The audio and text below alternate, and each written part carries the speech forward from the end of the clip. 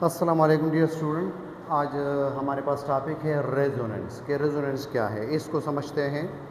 Number one, resonance ऐसा phenomena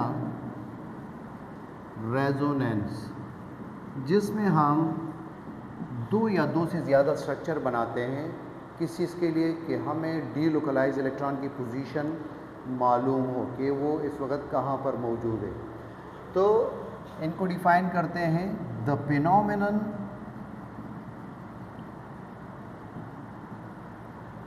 in which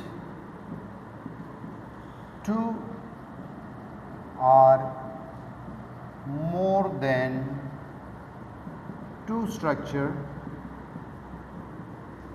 require to show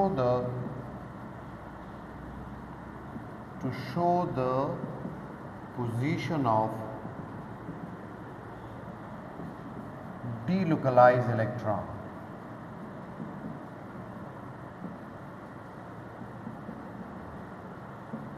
Called resonance. Chemistry में resonance का ये मतलब होगा कि जब हम दो या दो से ज़्यादा स्ट्रक्चर जो है ड्रा करते हैं कि पाई इलेक्ट्रॉन कहाँ है या डीलोकलाइज इलेक्ट्रॉन कहाँ पर मौजूद है, तो इनको रेजोनेंस। फिज़िक्स में जब दो ऑब्जेक्ट की फ्रीक्वेंसी जो है मैच कर जाए तो उसे हम रेजोनेंस का नाम देते हैं। केमिस्ट्री में जब हम दो या दो से ज़्यादा जो स्ट्रक्चर ड्रा करते हैं इस तरीक़ाकार को रेजोनेंस, और उसमें इलेक्ट्रॉन जो मूव करते हैं उसको डीलोकलाइजेशन कहा जाता है, या उनके अलावा कॉन्जुगेशन भी कहते हैं, या मेसोमेरिक इफ़ेक्ट का टर्म तब यूज़ करते हैं जब ये कार्बन और किसी और एलिमेंट के साथ ये फिनोमेना अगर मौजूद हो। लेकिन अगर कार्बन के बीच में हो तो फिर हम सिर्फ कॉन्जुगेशन ये भी कहते हैं। तो रेजोनेंस हमने यहाँ पर दो टर्म यूज़ किए, एक डीलोकलाइज जो इलेक्ट्रॉन है ये कहाँ पर होंगे, लोकलाइज कहाँ पर होंगे। एक हमारे पास होते हैं लोकलाइज इलेक्ट्रॉन। लोकलाइज इलेक्ट्रॉन्स वो इलेक्ट्रॉन्स होते हैं जो दो न्यूक्लियाई के बीच में मौजूद हो, यानी उस दो एटमों से आगे वो दूसरे एटम में शिफ्ट नहीं होंगे। तो इस तरह के इलेक्ट्रॉन को लोकलाइज इलेक्ट्रॉन कहा जाता है। जैसे कि हमारे पास ये CH4 का मॉलिक्यूल है, तो यहाँ पर हाइड्रोजन और कार्बन के बीच में जो इलेक्ट्रॉन मौजूद है वो सिर्फ इसी के बीच में होगा, कहीं और शिफ्ट नहीं होंगे। इसी तरह ऑक्सीजन के बीच में जो इलेक्ट्रॉन मौजूद है तो ये इसी के बीच में होंगे, यहाँ पर ये रिवॉल्व करेंगे, ये किसी थर्ड एटम के पास नहीं जाएंगे। तो इस तरह की इलेक्ट्रॉन्स को फिर हम कहेंगे कि ये लोकलाइज इलेक्ट्रॉन है, लोकलाइज इलेक्ट्रॉन। इनके अलावा यहाँ पर जो हमने टर्म यूज़ किया है डीलोकलाइज इलेक्ट्रॉन, तो ये कहाँ पर होंगे डीलोकलाइज इलेक्ट्रॉन। एक तो अगर जहन में ये क्वेश्चन आ रहा हो कि हमें किस तरह पता चलेगा कि लोकलाइज इलेक्ट्रॉन है या डीलोकलाइज, तो नंबर वन यानी कहाँ पर ये फिनोमेना हो सकता है रेजोनेंस का, तो डीलोकलाइज इलेक्ट्रॉन ऐसे इलेक्ट्रॉन जो अपनी पोजीशन जो है चेंज करे तो वो डीलोकलाइज इलेक्ट्रॉन कहलाते हैं। तो डीलोकलाइज इलेक्ट्रॉन कहाँ पर हम आइडेंटिफाई कर सकते हैं। अगर स्टूडेंट के ज़हन में ये क्वेश्चन आ रहा हो कि हमें किस तरह पता चलेगा कि जिस तरह ये है लोकलाइज इलेक्ट्रॉन और डीलोकलाइज जो है कहाँ पर होंगे। जब भी आप किसी मल्टीपल बॉन्ड के बराबर में, यानी ये डबल बॉन्ड है, फिर सिंगल बॉन्ड, फिर जो है यहाँ पर डबल बॉन्ड, तो यहाँ पर जो है डीलोकलाइजेशन जो है हो सकती हैं। इनके अलावा अगर डबल बॉन्ड के बराबर में सिंगल बॉन्ड और उनके ऊपर अगर कोई पॉजिटिव चार्ज हो तो यहाँ पर इलेक्ट्रॉनों की शिफ्टिंग हो सकती है, ये डीलोकलाइज इलेक्ट्रॉन होंगे। नंबर थर्ड, अगर कहीं पर डबल बॉन्ड, मैं यहाँ पर सिर्फ कार्बन का एग्जांपल दे रहा हूँ और कुछ भी हो सकता है इनके अलावा, तो अगर यहाँ पर कार्बन जो डबल बॉन्ड है, डबल बॉन्ड के बराबर में सिंगल बॉन्ड के साथ जो एटम जुड़ा हुआ है, अगर उसके ऊपर नेगेटिव चार्ज मौजूद है तो यहाँ पर जो है डीलोकलाइजेशन हो सकता है। ये नेगेटिव चार्ज यहाँ पर डबल बॉन्ड बनाएगा और ये यहाँ पर नेगेटिव चार्ज की शक्ल में शिफ्ट हो जाएगा। इनके अलावा अगर डबल बॉन्ड के बराबर में यहाँ पर रेडिकल मौजूद हो, यानी डबल बॉन्ड सिंगल बॉन्ड के थ्रू जो एटम जुड़ा हुआ है, अगर उसके पास वो रेडिकल फॉर्म में हो तो यहाँ पर इलेक्ट्रॉनों की शिफ्टिंग जो है हो सकती है। तो ये हमारे पास डीलोकलाइज इलेक्ट्रॉन है। आपके लेवल पर आप सिर्फ बेंजीन का, ओजोन का, कार्बोनेट का ये एग्जांपल याद रखें कि जब भी आप दो रेजोनेटिंग स्ट्रक्चर के बीच में जो है आप डबल एरो लगाएंगे, डबल हेड वाला, तो फॉर एग्जांपल आपके पास है बेंजीन। बेंजीन का जो आप लोगों ने अभी तक फार्मूला पढ़ा था C6H6, C6H6 जो है इनका एक स्ट्रक्चर जो है ये है आपके पास कि यहाँ पर double bond single bond, double bond single bond, double bond. जिस तरह ये कंडीशन मैंने बताई थी कि मल्टीपल बॉन्ड अगर इस तरह अल्टरनेट मौजूद हो तो यहाँ पर हो सकता है। इसके बीच में हम जो है इस तरह का एरो लगाएंगे, ये वाला एरो नहीं लगाएंगे, ये जो है रिवर्सिबल रिएक्शन के लिए है, या इस तरह का एरो नहीं लगाएंगे, ये रिवर्सिबल रिएक्शन के लिए होगा। तो रेजोनेंस के जो दो स्ट्रक्चर एक दूसरे में एंटर कन्वर्टेबल हो तो उसके बीच में इस तरह का एरो लगाएंगे। तो ये यहाँ पर भी आ सकता है डबल बॉन्ड, और ये यहाँ पर भी शिफ्ट हो सकता है, ये यहाँ पर भी शिफ्ट हो सकता है। तो फिर हम इनको इस तरह भी बना सकते हैं कि यहाँ पर मैं डबल बॉन्ड सिंगल डबल और ये डबल बॉन्ड। इस स्ट्रक्चर को हम रेजोनेटिंग स्ट्रक्चर कहेंगे, रेजोनेटिंग स्ट्रक्चर। या इनके अलावा इनको कैनोनिकल फॉर्म भी कहा जाता है, या इनको कंट्रीब्यूटिंग स्ट्रक्चर भी कहा जाता है, कंट्रीब्यूटिंग स्ट्रक्चर। या इनका बेंजीन के केस में स्पेशल नेम होगा किकोले स्ट्रक्चर। ये सिर्फ बेंजीन के लिए यूज़ होगा, बाकी ये भी यूज़ कर सकते हैं लेकिन वो जनरल हैं, और ये किकोले सिर्फ बेंजीन के लिए होगा। दूसरे मालिक्यूल या आयंस में अगर ये फिनोमेना हो रहा हो तो फिर सिर्फ कंट्रीब्यूटिंग रेजोनेटिंग स्ट्रक्चर ये टर्म यूज़ कर सकते हैं। यहाँ पर हम 3 लाइन लगाएंगे, यानी इनका एक इंटरमीडिएट स्ट्रक्चर होगा। इस 3 लाइन का मतलब होता है कि अप्रॉक्सीमेटली इक्वल टू, यानी ये हमारे पास हकीकतन ऐसा होगा। तो 3 लाइन का ये मतलब होगा कि ये जितने भी स्ट्रक्चर यहाँ पर मौजूद होंगे, ये इनका ये इंटरमीडिएट स्ट्रक्चर होगा, ये इसके बराबर है। तो यहाँ पर हम इस तरह का जो है इलेक्ट्रॉनिक क्लाउड शिफ्ट होने के लिए जो डबल बॉन्ड पोजीशन चेंज करते हैं, इस तरह डॉटेड सर्कल जो है ये बनाते हैं कि कंटिन्यूसली अपनी पोजीशन चेंज कर रहा है। इस स्ट्रक्चर को हम रेजोनेंस हाइब्रिड भी कहते हैं। इनके अलावा इनको रॉबिन्सन स्ट्रक्चर भी कहा जाता है, रॉबिन्सन स्ट्रक्चर। या इनके अलावा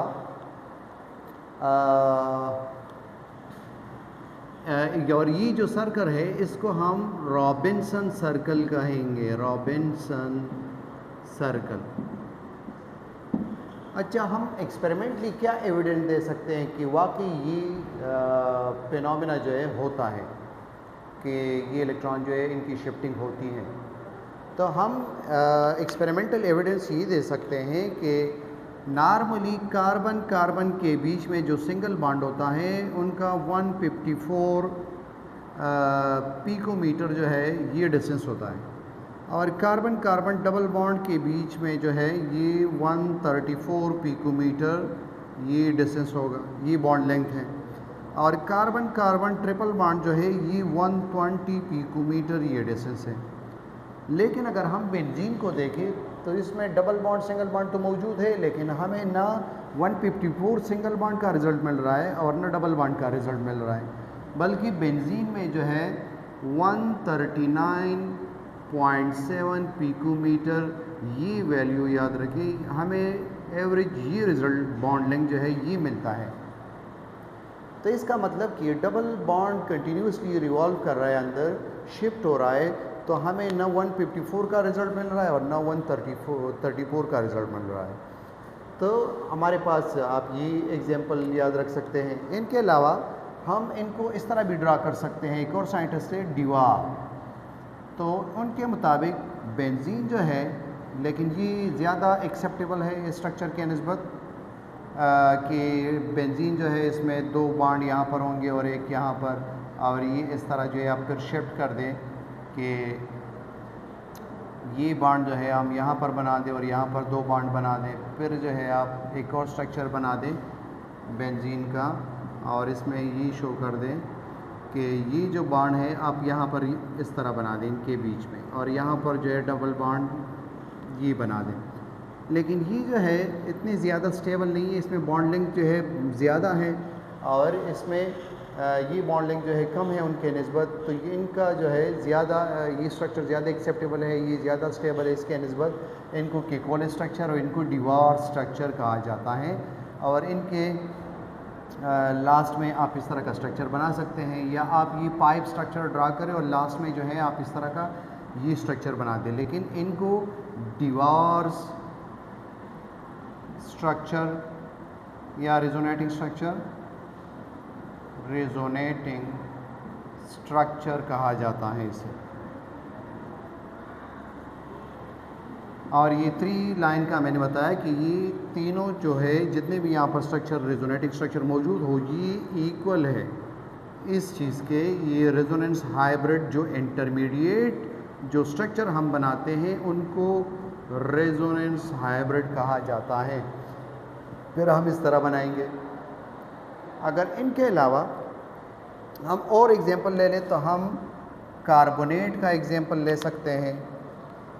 कार्बोनेट में जो है आपके पास CO3 -2 ये पॉलीएटॉमिक आयन है। तो नंबर 1 आपके पास ये कार्बन कार्बन डबल बॉन्ड और यहाँ पर 2 ऑक्सीजन मौजूद है, इनका सिंगल बॉन्ड है। अब जो है अगर ऑक्सीजन अपना डबल बॉन्ड कंप्लीट करना चाहें तो कार्बन तो 4 बॉन्ड नहीं बना सकता, तो एक डबल बॉन्ड ये यहाँ पर शिफ्ट कर देगा। तो हमारे पास एक और स्ट्रक्चर ये आएगा कि कार्बन कार्बन डबल बॉन्ड और यहाँ पर जो है आपके पास ये सिंगल बॉन्ड और ये नेगेटिव चार्ज जो यहाँ पर शिफ्ट हुआ और ये पहले वाला इसी तरह मौजूद है। अब जो है इसकी बारी है, ये अगर ये ऑक्सीजन अगर डबल बॉन्ड बनाएगा तो ये इलेक्ट्रॉन इनको ये वापस कर देगा, क्योंकि कार्बन 4 से ज़्यादा बॉन्ड नहीं बना सकते। तो इनके बीच में आप एक और स्ट्रक्चर ड्रा करें, तो कार्बन ऑक्सीजन नेगेटिव, ये नेगेटिव, और अब इस तरफ जो है आप ये डबल बॉन्ड यहाँ पर शो कर दें। तो ये इलेक्ट्रॉन जो है कंटिन्यूसली मूव कर रहा है। ये डबल बॉन्ड यहाँ पर शिफ्ट होगा, ये सिंगल बॉन्ड डबल बॉन्ड बना रहा है, फिर इसकी बारी है ये डबल बॉन्ड, तो ये वाला डबल बॉन्ड ब्रेक होगा और ये आयन जो है नेगेटिव चार्ज यहाँ पर डबल बॉन्ड बनाएगा। अब इनका आप इंटरमीडिएट स्ट्रक्चर जब बनाएंगे तो कार्बन, ये ऑक्सीजन ऑक्सीजन ऑक्सीजन, और इनके बीच में आप डॉटेड लाइन शो करें कि ये इलेक्ट्रॉन आपके पास जो है यहाँ पर डीलोकलाइज हो रहे हैं। तो हमने यहाँ पर डबल बॉन्ड के बजाय डॉटेड लाइन से शो किया कि ये double bond double bond double bond यहाँ पर है, लेकिन ये परमानेंटली नहीं है इस। और यहाँ पर टोटली -2 चार्ज मौजूद है, यानी अगर हम -2 चार्ज को 3 ऑक्सीजन पर डिवाइड करें तो एक ऑक्सीजन के ऊपर ऐसा होगा जैसे -2/3 -2/3 -2/3, ये एक ऑक्सीजन के ऊपर ये चार्ज होगा। और इनको हम रेजोनेटिंग स्ट्रक्चर, कंट्रीब्यूटिंग स्ट्रक्चर कहेंगे और उसको रेजोनेंस हाइब्रिड कहेंगे। तो रेजोनेंस क्या चीज़ है कि हमारे पास ऐसा मेथड, ऐसा फिनोमेना, जब हम डीलोकलाइज इलेक्ट्रॉन को लोकेट करने के लिए, उसका पोजीशन शो करने के लिए 2 और मोर देन 2 स्ट्रक्चर ड्रा करते हैं, तो इस तरीक़ाकार को रेजोनेंस कहा जाता है। यानी फॉर एग्ज़ाम्पल आपके पास रोड है, तो रोड हमारे पास रेजोनेंस है और इस पर जो गाड़ियाँ चल रही है वो जो है आपके पास डीलोकलाइजेशन है। इलेक्ट्रॉनों का शिफ्ट होना डीलोकलाइजेशन, और हम जो 2 और मोर देन 2 स्ट्रक्चर ड्रा करते हैं वो रेजोनेंस हैं। अब जो है इस रेजोनेंस के लिए क्या कंडीशन होने चाहिए, तो कंडीशन जो है नंबर 1, जब भी आप स्ट्रक्चर बनाएंगे कंडीशंस, तो इसमें पोजीशन ऑफ एटम जो है, एटम की पोजीशन फिक्स होगी। पोजीशन ऑफ एटम ये जो है आपके पास जो है ये फिक्स्ड होगा, यानी एटम की मैंने पोजीशन चेंज नहीं की, वो अपने जगह पर मौजूद है। आप यहाँ पर देखिए ऑक्सीजन कार्बन जहाँ पर है उसी तरह एटम की पोजीशन फिक्स है। नंबर 2, यहाँ पर जो चार्ज होगा, same charge in all structure, all resonating structure, जितने भी रेजोनेटिंग स्ट्रक्चर आप बनाएंगे तो सब में एक ही तरह चार्ज होगा या अनपेयर इलेक्ट्रॉन होंगे। Same charge in all resonating structure, या अगर न्यूट्रल स्पीशीज़ है तो अनपेयर इलेक्ट्रॉन जो है सब में एक जैसे होने चाहिए। Number 3, only the position of pi electron, delocalized electron is changed. Delocalized electron. Only the position of delocalized electron are changed. सिर्फ स्ट्रक्चर जो है इस लिहाज से मुख्तलिफ होंगे कि इसमें जो मल्टीपल बॉन्ड है, पाई बॉन्ड जो है या डीलोकलाइज इलेक्ट्रॉन है, सिर्फ उनकी पोजीशन चेंज होगी। बाकी उसमें अगर अनपेयर इलेक्ट्रॉन किसी न्यूट्रल स्पीशीज़ में मौजूद है या कोई आयन है, यानी यहाँ पर भी -2 है, यहाँ पर भी -2 है, यहाँ पर भी -2 मौजूद है, तो ये सब में एक ही तरह होगा और एटम की पोजीशन भी अपनी जगह पर फिक्स होंगे। तो ये इनकी कंडीशन है। इससे जो है हम क्या काम ले सकते हैं रेजोनेंस से, इसका फ़ायदा क्या है। आप इनका स्क्रीनशॉट ले लें, हम इसको क्लीन करते हैं। तो इनका इम्पोर्टेंस क्या होगा, आप इम्पोर्टेंस की हेडिंग ले लें।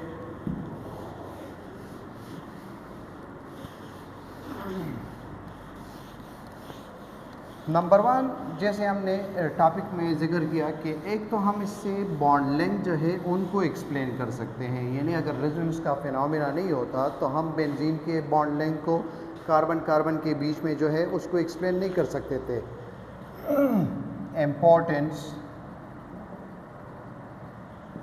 Number 1, can explain bond length. हम बॉन्ड लेंथ को एक्सप्लेन करते हैं। जैसे मैंने कहा कि बेंजीन में 139.7 पिकोमीटर ये बॉन्ड लेंथ है, तो ये हम तभी एक्सप्लेन कर सकते हैं जब हम रेजोनेंस फिनोमेना को जो है उसका हवाला दे दें। वैसे नॉर्मली हमने जिक्र किया कि कार्बन कार्बन के बीच में 154 और कार्बन कार्बन डबल बॉन्ड जो है 134, यहाँ पर ना 154 है और ना 134, उसके बीच में 139.7 इस तरह का रिज़ल्ट आ रहा है। तो इसको आप तभी एक्सप्लेन कर सकते हैं जब आप रेजोनेंस फिनोमेना को अपनाएंगे। Number 2, stability of A molecule, stability of A molecule और आयन।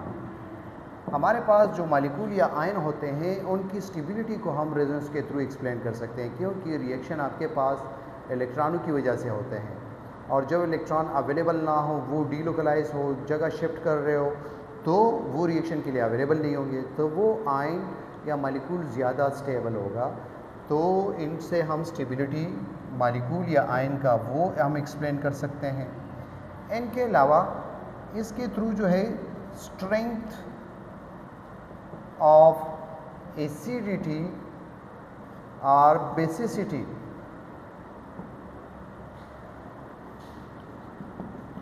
एसिडिटी या बेसिसिटी जो है इनको एक्सप्लेन कर सकते हैं। नंबर 1, एसिड किसे कहते हैं, जो H पॉजिटिव आयन दे दे। स्ट्रॉन्ग और वीक एसिड पर क्या होगा, जो प्रोटॉन डोनेट करे लेकिन वापस फ़ौरन एक्सेप्ट ना करे, वापस ना ले, तो हम कहेंगे स्ट्रॉन्ग है।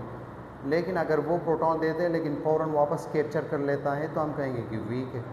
तो इस तरह का कंपैरिजन हम रेजोनेंस से एक्सप्लेन कर सकते हैं। जैसे कि आपके पास है C2H5OH। अब अगर अल्कोहल जो है ये H पॉजिटिव डोनेट करे और यहाँ पर ईथो ऑक्साइड आयन C2H5O ये बने, तो यहाँ पर ये नेगेटिव चार्ज जो है ये लोकलाइज है, ये फ़ौरन इसे वापस कैप्चर करेगा और वापस यहाँ पर जो है इथाइल अल्कोहल बनेगा। लेकिन अगर हम इनको कंपेयर करें फिनोल से, तो फिनोल में जब ये H पॉजिटिव डोनेट करेगा फिनोल, तो यहाँ पर जो फिनोऑक्साइड आयन बनेगा, वो फिनोऑक्साइड आयन जो है इनके इलेक्ट्रॉन यहाँ पर लोकलाइज नहीं होंगे, ये यहाँ पर पार्टिसिपेट करेंगे डीलोकलाइजेशन में। यहाँ पर जो है ये शिफ्ट होंगे और लास्ट में जो है दोबारा यहाँ आएंगे और फिर जो है अटैक करेंगे। तो इनका an ion phenoxide an ion ethoxide ion के निस्बत ज़्यादा स्टेबल है। इनके इलेक्ट्रॉन जो है लोकलाइज नहीं है, वो फ़ौरन H पॉजिटिव को वापस नहीं लेते। तो हम कहेंगे कि phenol is more acidic is compare to alcohol. तो इनको हम तभी एक्सप्लेन कर सकते हैं जब आप रेजोनेंस के फिनोमेना को अपनाएंगे। इसी तरह अगर हम बेसिसिटी की बात करें तो आप एनिलीन और NH3 को ले लें। ये आपके पास NH3 है, तो NH3 के ये इलेक्ट्रॉन जो है लोकलाइज है, ये फ़ौरन जो है H पॉजिटिव को आसानी के साथ जो है एक्सेप्ट कर सकते हैं या लोन पेयर दे सकते हैं। तो ये जो है आपके पास मोर बेसिक होगा, किसके निस्बत? एनिलीन के निस्बत। अगर हम यहाँ पर एनिलीन का एग्जांपल ले लें तो यहाँ पर ये आपके पास है NH2, यहाँ पर लोन पेयर है, तो ये लोन पेयर डीलोकलाइज है, यहाँ पर शिफ्ट होगा, तो यहाँ पर जो है डीलोकलाइज होगा, रेजोनेंस होगा, कंजुगेशन होगा। तो आपके पास इसके जो है ज़्यादा रेजोनेटिक स्ट्रक्चर बनेंगे, यानी जितने ज़्यादा रेजोनेटिक स्ट्रक्चर होंगे वो एनाइन ज़्यादा स्टेबल होगा। तो ये H पॉजिटिव के ऊपर इतनी आसानी के साथ जो है अटैक नहीं कर सकता या इजीली H पॉजिटिव एक्सेप्ट नहीं कर सकता, क्योंकि यहाँ पर इलेक्ट्रॉन अवेलेबल नहीं है। तो हम कहेंगे कि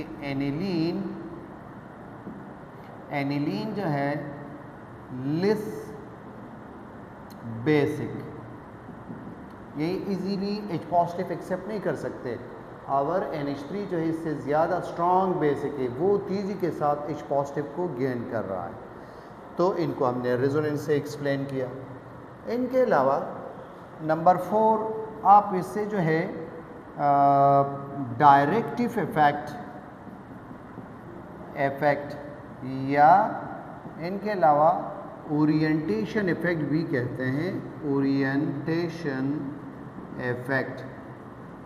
इनको बेंजीन का जो ओरिएंटेशन इफेक्ट है, कौन से बेंजीन का? Mono substituted